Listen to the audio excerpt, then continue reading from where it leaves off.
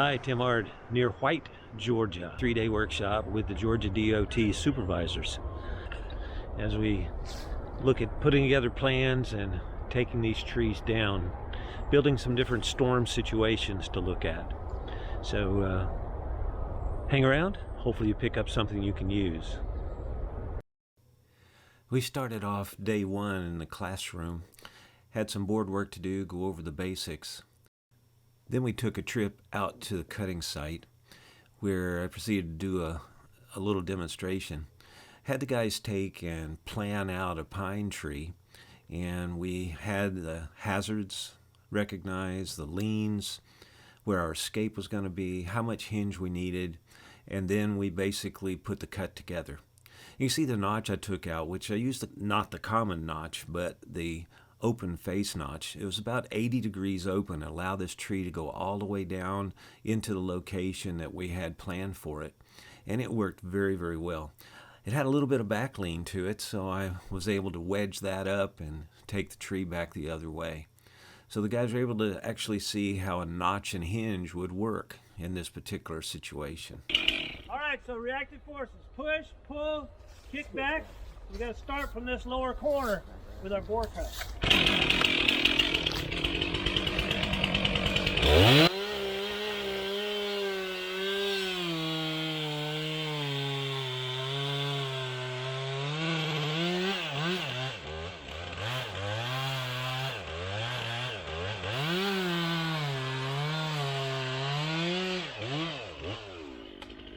So now, you ain't holding that wide open, man. When you start to think through it here,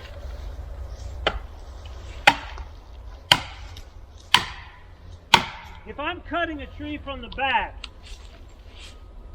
my eye needs to be watching the face notch pretty quick. Because if I don't put myself so I can see the face notch, I'm probably going to cut my hinge too thin or too thick. Yep. If I bore through, same thing. I want my eye on the face notch. So now I'm going to clip this off. If it goes, I'll walk away. If not, we drive the wedge.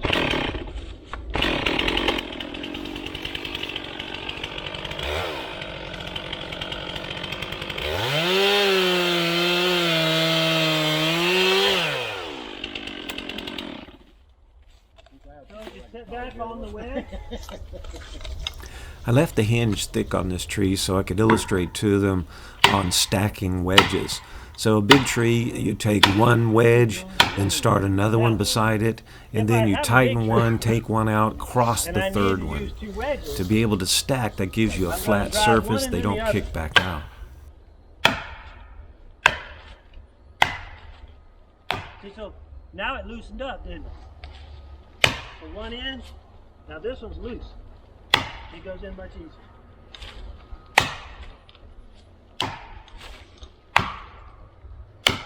Now, if I need to stack wedges, I never stack on top of each other.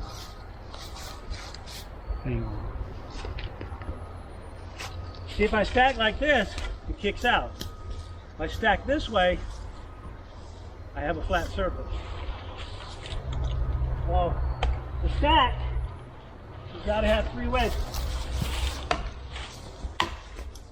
One's a shim, another one is a driver.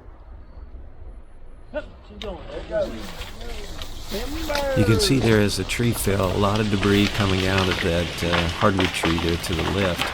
And it's amazing how the hinge holds and really reduces a lot of the throwbacks into the stump area, because it just kind of wiggles itself right down through because the hinge is still holding. Once it passes by the objects, if it doesn't hang, it comes all the way down very cleanly. Very, very cautious. This is how a lot of struck by injuries happen. This guy's cutting a tree and they want to run out there and cut it up real fast. As long as it's still moving, something loose could come out. Now, the reason why that one was hard to get over, I want to show you the wedges. I think I've got probably a 2-inch hinge on this one. Look at how it started to separate here. But we'll measure it here in a minute. I think it's pretty close to 2. At least 1 3/4. But from all your purposes, you're not worried about the log splitting. You're worried about getting it where you need it to go. and I guess we were fairly close to the target stick we put, but we should have been over to the right more. Shouldn't we? Did you hear what we said? Well, I think height-wise, we're on the target here, but look at how far over to the left we are. Yeah, it's on our Our stick. hinge is still intact on the front, so it went exactly where we had it hinged. You know, that's what I find to be the neat thing about having a plan. We can come back, reevaluate, see what worked and what didn't. But if you don't have a complete plan, it's very hard to come back and get any better at it, isn't it?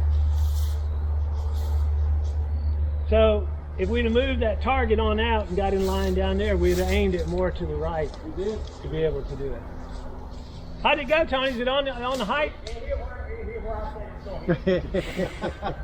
He's going down there to move his stick. Yeah, that's what he's going to do. The guys used a stick off the ground just to check, get the length of the arm, set it up for triangulation so they could check the height. And they did that for the rest of the trees. We picked a point and they height measured to that. So it keeps you from hitting something with the tree, knowing how long it is.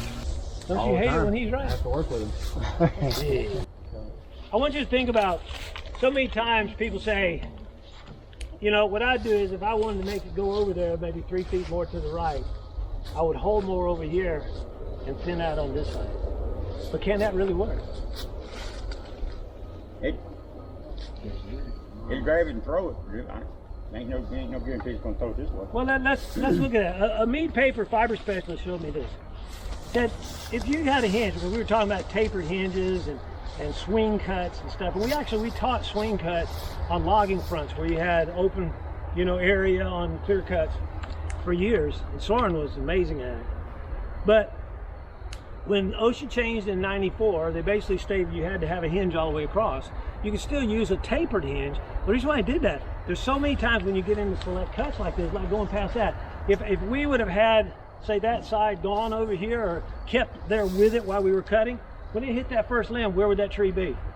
It slid over into that tree and hang up. So basically, as long as I had the hinge, it just kind of worked itself past it. But in a clear cut, it's no problem. But in a select cut, now every little limb that hits stops you or turns you. So what they said is you've got to have a controlling hinge all the way across. So I was asking the guy with mead paper fiber. He said, well, think about this. When this tree starts to go, let's say you had a 1-inch hinge. Where does it start to break from first, the back or the front? Back. Back. And look what happened here. The back broke first, didn't it? The front's still attached. How about if it's this thick? Let's say it's 4 inches. And it starts to go, where's it break from first? The back or the front? The back. The back. But farther back, isn't it? Yeah. So let's say we leave 1 inch over here down to 3/8 over here. Now when this tree starts to fall, where does it pull and break from first? The thick side or the thin side? Thick side. The thick side. So when you start to look at how that fiber works, unless you cut it off over here, you can't twist. I see people, they can be pretty accurate with it. They'll leave a kind of a corner over here and take this off over here, and they can get that tree to kind of pull around, but where do they have to be to do it? They got to be standing right beside the tree. And what do we say was the #1 injury and fatality causer? 15 foot. Struck bys. Struck bys. So when your technique is you got to stay right there to steer the tree, that's one of the most dangerous things that you can possibly do. And all you have to do to steer it is put the hinge in the right position, given the leans, and it'll go there. Because if we wanted to pull that over another 3 or 4 feet, all we need to do is what? Just move my hinge around. That's all I have to do. So as I start to look through that process, that hinge is your friend. That's the part that's going to hold. And as you see, I'm a little bit thick on that one. I really didn't get much of a twist or pull fiber, even if I was going to log this thing. But for you guys, all you need is accuracy. And so that hinge gives you that accuracy if you take good information. It's that simple. So when people tell you I'm going to hold more than over here, they can do it, but where they have to be to do it, they got to stand right there beside the tree. And so that's very hard to get away from that in many cases. Fiber like this, the fiber breaks and it's going to break at a 90-degree position. It's going to pull before that. What causes it to pull is you don't have a face notch to move on the other side. But if you've got the face notch open enough, then it's going to bend all the way over. It's going to break as each fiber gets to a 90-degree position. And that's the reason why the front line there is still holding. I'm going to cut this off. And we can kind of see how that works. We'll see how thick that hinge is. So our little competition, what we're going to do tomorrow, we're going to create some storm stuff. Right? Right. And so we got to make some piles and different pressures and binds and things. And so I'm going to place the target. And you got a possible 64 points tomorrow and another 10 in the groups on Thursday on a spring pole. And I'll go over that. But you got a possible 64 points tomorrow. What I'm going to do is I'm going to place a target out there. From that target, and we'll place it where a limb or a crotch or something is so we can measure very easily. We'll go all the way to the top, it's too hard. That's like Tony don't really know where he landed at. Hey, I know exactly. But anyway, because you know the limbs can get longer or shorter. But here on the crotch, we know exactly where it is. So we say, okay, that's where I want it. And your objective is to put that mark. You move your stick in or out to that particular height on the tree. That's your height measurement for 10 points. Then I want you to lay the tree down. You got 5 feet either way on that. Then I want you to lay the tree down, and from that position, okay, you lay it either to the left or right of the target stick. I think it's much more professional tomorrow if you lay it right beside the stick. As long as you're within a foot, you got 10 points. For every foot off, you lose a point. If you hit the stick, then I got to recut another stick. It's just not right. Okay? So it's more professional, lay it right beside it. You see how that one is? Right beside it. Broke it in the ground. Huh? No, it didn't hit it. It just was not whatever. It's laying right beside it. So, then the next thing is, I want you to start your information from there. Hazards, lean, escape, hinge size, back cut. And then you fell the tree, and from that information, you want to leave that hinge. So we come back up here to the stump. We're going to check, make sure your face notch is 70 degrees or more. No bypass or Dutchman in the back corner more than 3/8 of an inch. Your back cut tomorrow must be level within 1 inch. You can have an inch up or an inch down, but level within 1 inch. No pulled fiber on the back. Biggest thing though, I want you concentrating on, your hinge must be within 1/4 of an inch of what you call. So if it's 1 1/2, you got to be within. You got to be within 1 3/4 down to 1 1/4. So you got a 1/2 inch window there. Okay? So everybody got that? That's for another 10 points. Then I'm going to ask you about the 5 parts of the big tooth we talked about. The depth gauge, the point, side, the top, and the chisel. Chisel's 45, side's 90, top's 25 to 30. That's worth another 10. Okay? I think that's it. Is all that cutting going to go on right here? Right out here. All right? Is that good? Good to go? Any questions? And then the other's going to be a spring pole. We'll talk about that. Why can't we do it in my house? It's my house. All right. So I want to quickly just go over here on this one, just to get you thinking about it for a day or two, is your main job is going to be bucking stuff off the road. So a plan on a horizontal tree is a little bit different. First of all, no hazards overhead. We got to make sure we look. There's nothing up here that can get to us. Then we got, next thing is wherever I choose to cut, I want to know, is it going to go left or right? Is it going to go up or down? Is it going to go back or forward? Okay, so it sounds very simple. It is very simple. So I want you to give me that information and then choose how you're going to cut it. I'm going to show you 2 or 3 different cuts that you can actually do with it. One thing to get a tree off of a stump like this, that I found to work pretty good, and I've been kind of playing with this in different storm situations for the past year or so. And that is, if I try to cut this off right here, it generally tries to grab my bar, or it sits down on my bar. So if I've got, say, 2 inches of fiber that's bent over there, I'm going to go over 2 inches and cut down, and it releases. If I had a 6-inch break, you know, like it's split and it's gone over, like after a storm, I go over 6 inches past where it stopped, and it works like a charm. So I'm going to do that and see. And if y'all are allergic to poison ivy, you might want to back up a little bit. You're going to be throwing chips.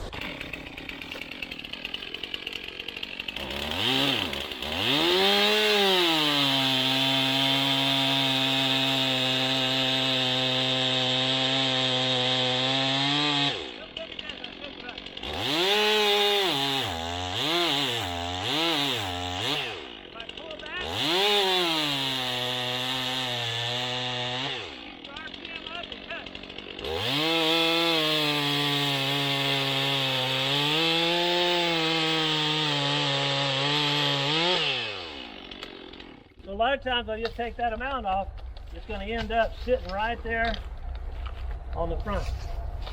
If not, it falls down. Let's see if I can take it off.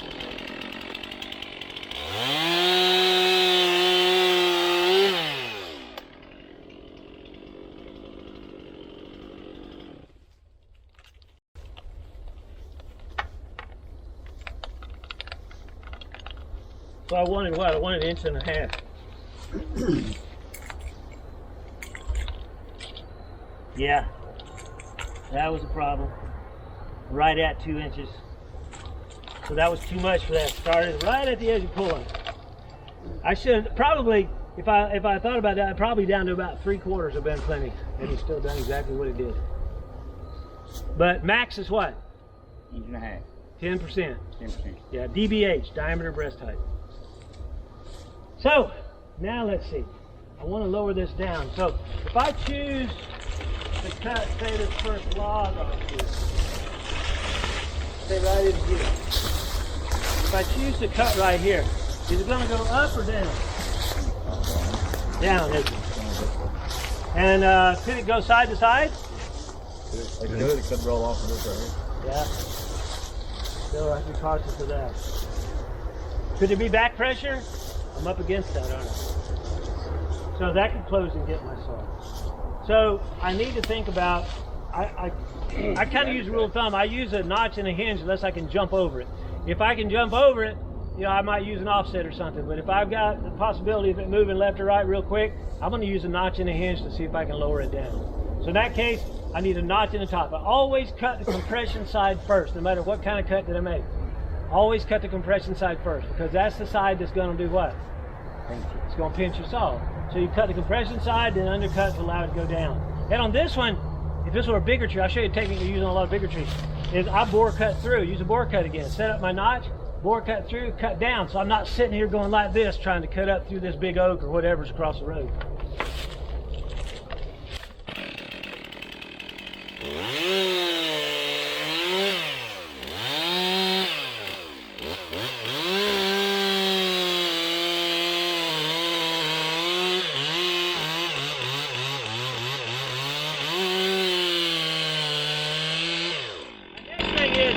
I know that when I get close to the end of the fiber, okay, something's going to move.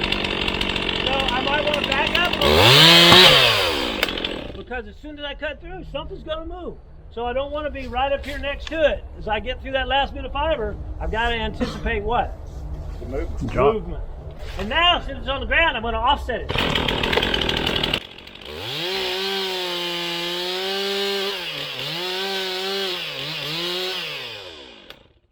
Pressure, didn't it?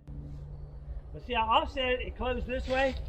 It can't really grab my saw there because the fiber in between the notch that I cut and where I was cutting across is actually severed in between the two. Because the fiber is running this way.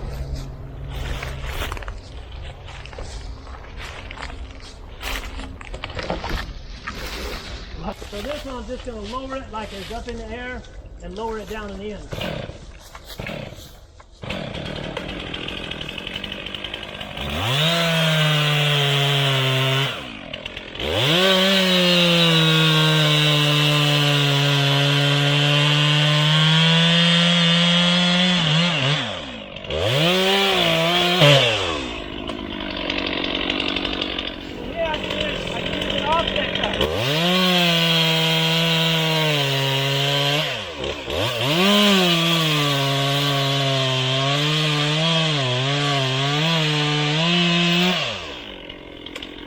So I don't have to worry about getting stuck. I've got a backhoe coming. I just basically touch it, and everything comes right apart. Here now, it probably needs to be a little bit bigger. But if you get my hammer off the back side of that stone, point your head.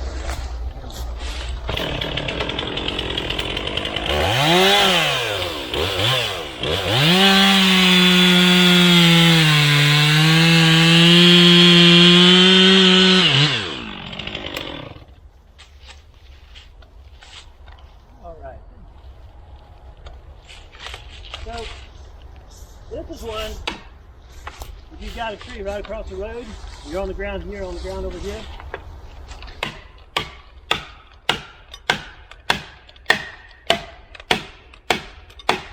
See what it's doing?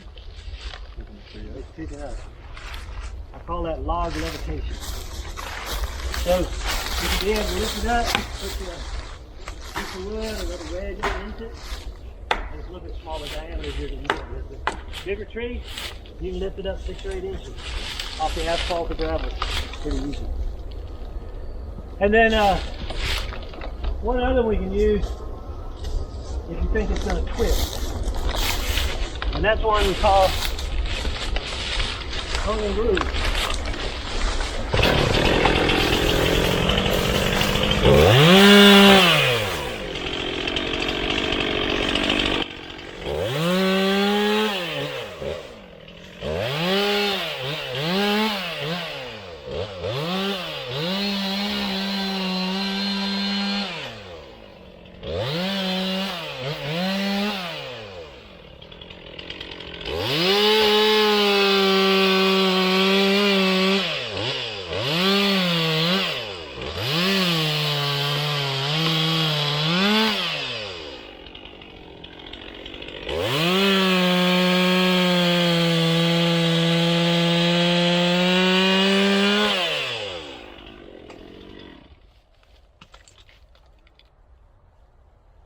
Well, you see it. One cut through, offset, offset.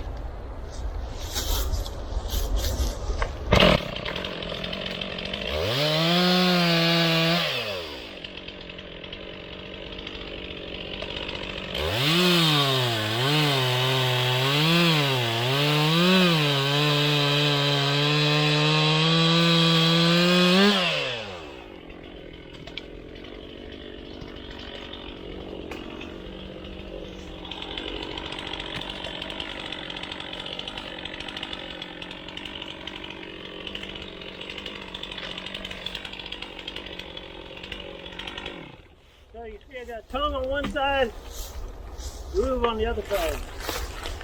We use that if you're on a hillside or something. You don't want to roll down, tongue's on this side, groove's on that side.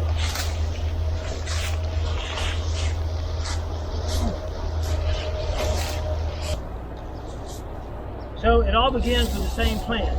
Hazard, side to side, up and down, back and forth. Once you identify those, there's several different techniques you can use. You have just a straight cut. But what sticks you, I found, is twist. So the technique you need to choose keeps it from twisting. So an offset or a hinge, tongue groove offset, that all keeps it from twisting. It doesn't have to twist about 1/16 of an inch of what you saw. So, I'll show you one little thing to do on a stump back here. If you ever have to take the stump down, there's a neat little technique to use.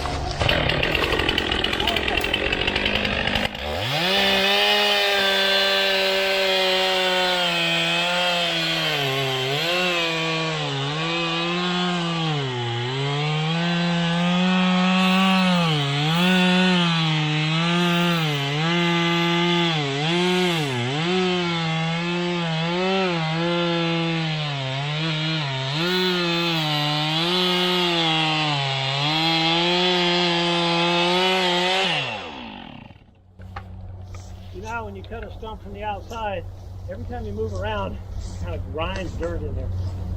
And when you bore cut through, you still have dirt hitting your chain, but it's somewhat less abrasive. I don't know how you'd say it. It doesn't recut it, recut it, recut it. You always get your saw out. And the reason being, it sits that stump up on a bed of sawdust. So that holds it up. You can do twice your bar length very easily. All of this holding it up off your bar. There you go.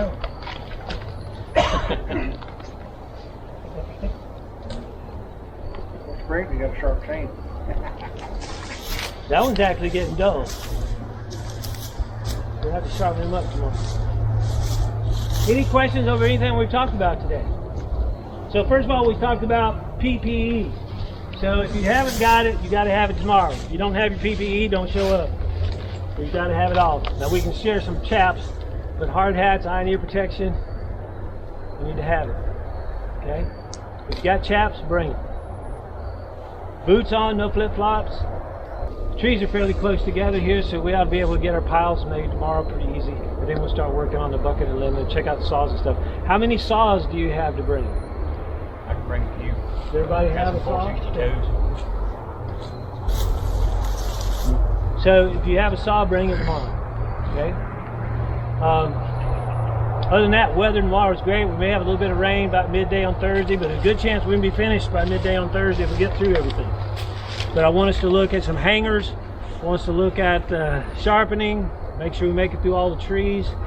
And then we're going to work on teams on Thursday, looking at bucking and limbing stuff. I think you'll find it interesting. So, PPE, we're going to look at the felling process tomorrow. Check out our saws tomorrow afternoon.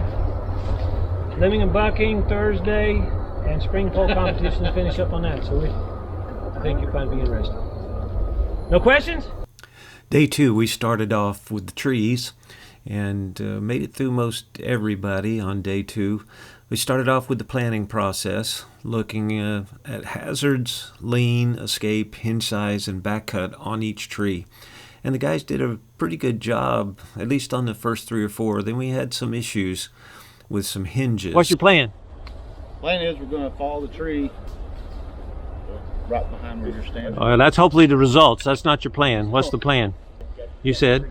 Hazards, good sides over there. Okay. Hazards are, it's pretty clear, but there's a limb sticking out on this side that's touching that tree over there. Okay. So you got hazards of struck bys and a hazard of it getting caught up or breaking off and twisting the tree. Okay. Side lean, it's leaning to this side.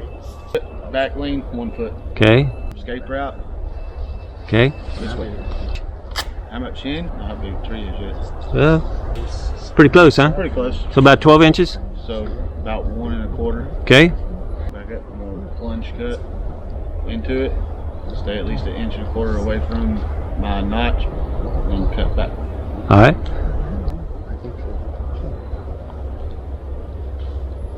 Does it lean forward or back? It's leaning back. So what does that tell you? That it's gonna try to put pressure back. Wedge it. Then cut the back strap. Good to go? Good to go.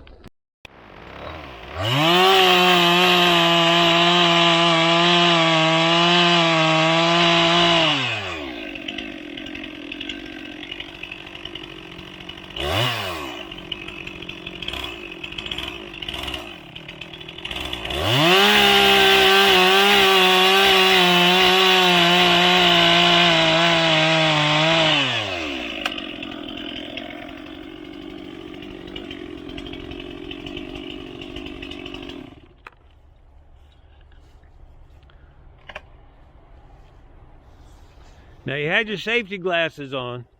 The one wedge is all you need. You have your safety glasses on, but think about when you start driving a wedge especially, you don't want thing to pop back out and hit you in the snoot.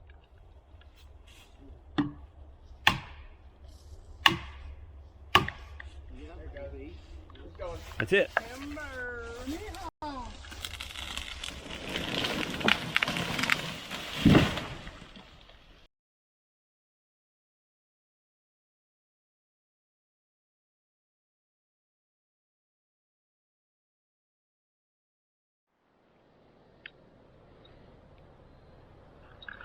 We had 3 trees pretty much right on target. They had hinges left. Everything went as planned. But our last one had a little issue. And there was a little bit of a Dutchman, a bypass, and then he ended up taking about half of the hinge off. And luckily he was on the good side of the tree, but because the hinge was off, and we tried to place a wedge, but it lifted back over and the tree went back. So important that we leave the hinge to make sure that we have the placement correct.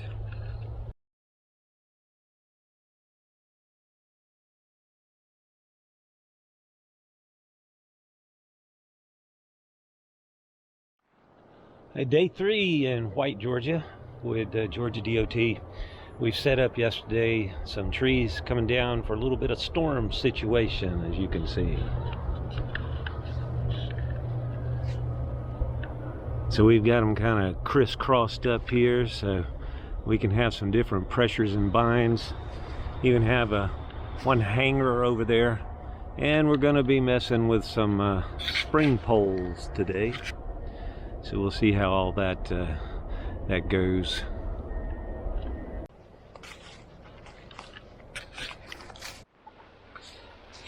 I was going to get the road open. No. I'm going to start with this one. Honestly, I was going to start at the top and watch for pressure. All right, back up a little bit and look at the pressure. It's on a log right here. It's on the ground down there. So you think it's going to come up here, or is it going to go down? I was thinking it would come up. So now you got it. It's going to come up. Could it go side to side? It would be going more left than anything. All right, so that means you're on the best side to work from. And so now you start to look, could it have back pressure to it? Yeah. It's disconnected down there. It's got some more weight over it. So you have to watch for back pressure. Yeah. So given that, what kind of technique you're going to use? You're going to cut the bottom first or the top first? Better cut the bottom first. Because you say it's going to come up. So that's your compression side is on the bottom. Yep. All right. So are you going to put a straight cut? Or are you going to put a slide notch or a notch under there and then overcut? Or are you going to use an offset cut or straight cut? What are you going to do? I was going to do a straight cut. From the top or the bottom? From the bottom. Okay. All right. Which, just to be sure, a straight cut you would put your relief cut in and just come down straight from the top. Well, see, now that's different. That's not what you just said. You said you were just going to cut up from the bottom. So in other words, you're going to cut partial from the bottom and then cut the rest from the top. Yes. Okay. All right. How far are you going to cut in from the bottom? I would say about 1 inch. Okay. And then cut down the rest from the top? Let's do it. All right. Got your ears? Okay, I got it right here.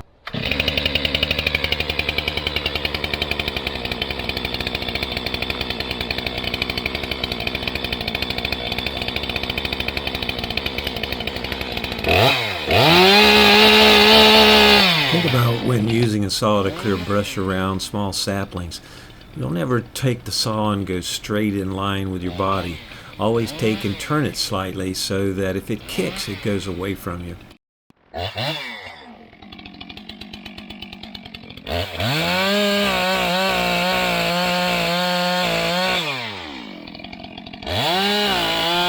He lined his cuts up. If he would have offset them slightly, then as you see the log lifting, it wouldn't have pinched the saw, because what caused the pinch was a twist. So he came back and tried an offset to see how that would work. And so it still lifted, but with the offset, it acted like kind of a cantilever, and the two cuts were matched. It didn't go up. When bucking up with the chainsaw, make sure you consider your position. If you bend over at the waist, it puts you over the saw. It's hard to be able to manage should something quickly move. In this case, it was fairly stable. But if he had to move, he's going to lose his balance and probably sit down with the chainsaw. So it's important that you think about lowering your body, maybe even down on a knee, to be able to make that cut. So important, even if you think it's flat, you need to step back, take a look at the planning process, side to side, up and down, back and forward, because even what you think may have no pressure, without looking, it may surprise you. He was concerned with where it was going to roll. He didn't want to stand between other wood, which that's a good idea. And really, when you think through it, that one, he didn't notice a lot of side-to-side pressure. But what you have to consider is when you get close to the end of that cut, in other words, you're about through the fiber, stop, slow down, pull your saw back some, and that'll keep that from pinching, and more or less it caused back pressure as it came down against the other piece. So you want to just make sure that you slow down and pull back as you get to that last bit of fiber. The thing to do is to anticipate movement. So if you figure it could drop, slow down when you get to the last portion.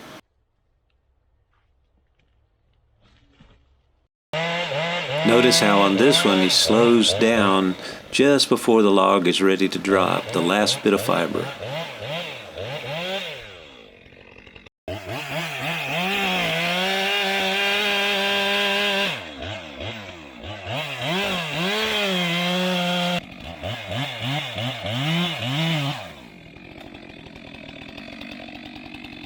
Okay.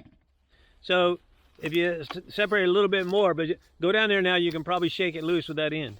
And definitely if you cut it, you know, the other direction, then it just pops apart. So you've got something there that's kind of up in the air, and you don't want to be here thinking it's going to roll or twist, because look, when that rolls down right there and it hits that other stub, what's it going to do? A lot of times people say, oh yeah, it's better to be on the uphill side of it. If you're on a ditch bank or something and you got another piece down there and that rolls down and hits right there, what's this end going to do? It's coming up.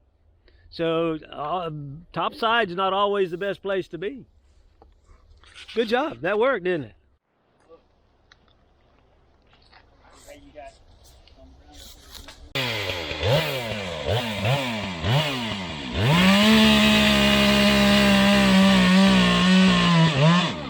So there was side pressure.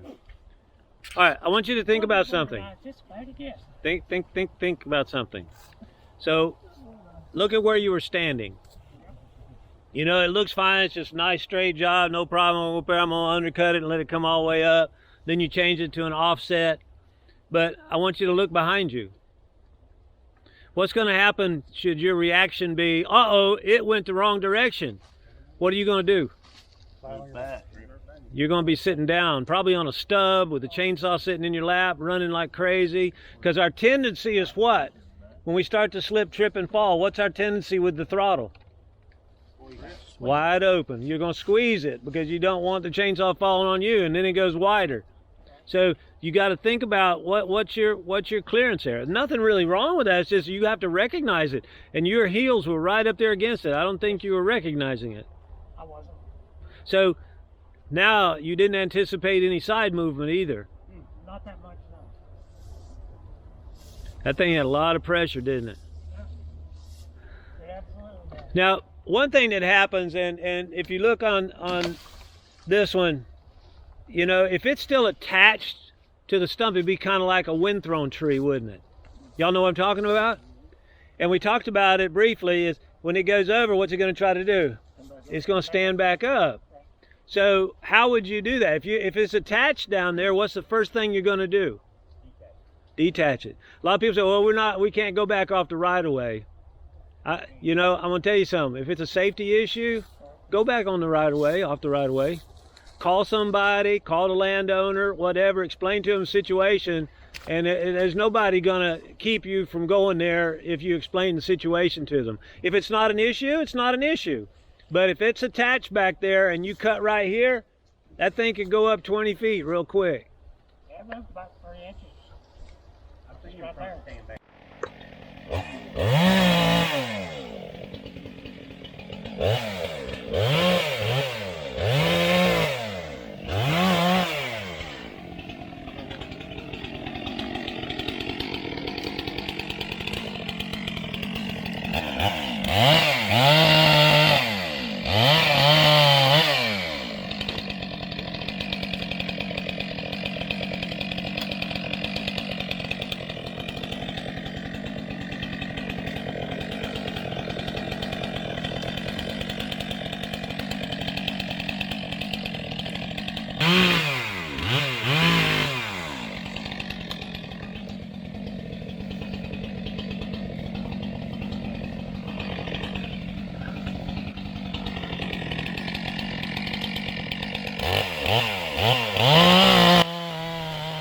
Watch the side pressures in this particular cut when it makes it all the way through the log.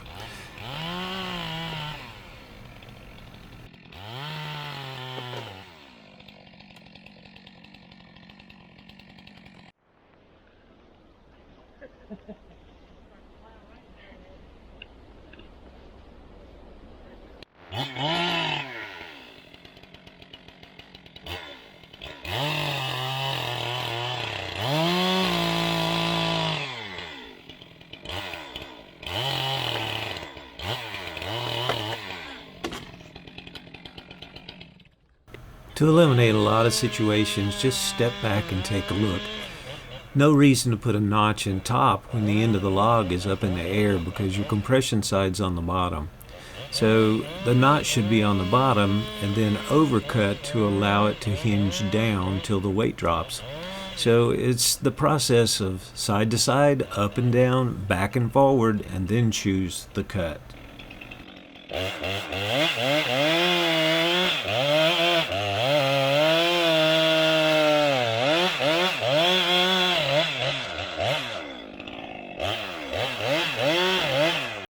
A big thanks to the Georgia DOT's Safety Department for the opportunity to work with this great group of guys. Good sawing.